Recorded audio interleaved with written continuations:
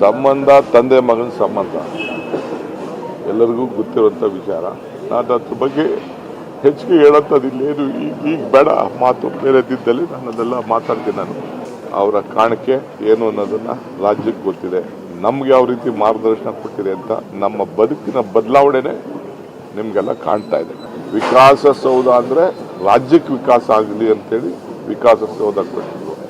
ಉದ್ಯೋಗ ಸೌಧ ಅಂತಂದರೆ ಎಲ್ಲರಿಗೂ ಉದ್ಯೋಗ ಸಿಗಲಿ ಅಂತ ಉದ್ಯೋಗ ಸೌಧವನ್ನು ಅವರು ಕೊಟ್ಟರು. ಪುಟಾಣಿ ಮಕ್ಕಳಿಂದ ಹಿಡಿದು ಬಿಸಿ ಊಟ ಕಾರ್ಯಕ್ರಮದಿಂದ ಹಿಡಿದು ರಾಜ್ಯಕ್ಕೆ ಒಂದು ದೊಡ್ಡ ಆರ್ಥಿಕವಾದಂಥ ಶಕ್ತಿಯನ್ನು ನೀಡಿದವರು.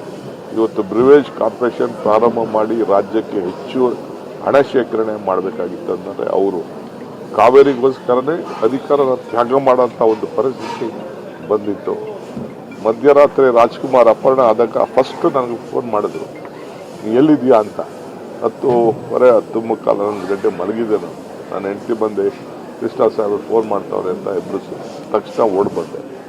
ಸೊ ಯಾವ ರೀತಿ ಅಷ್ಟು ನೋವು ಪಟ್ಟರು, ಏನು ಮಾಡಿದ್ರು ಅಂತ ನನಗೆ ಗೊತ್ತಿದೆ. ಅದು ಅವ್ರನ್ನ ಈಚೆಗೆ ತೆಗೆದುಕೊಂಡು ಬರಬೇಕಾದ್ರೆ ಏನೆಲ್ಲ ನಾವು ಮಾಡಿದ್ದೀವಿ ಅನ್ನೋದು ನಮಗೆ ಗೊತ್ತಿದೆ.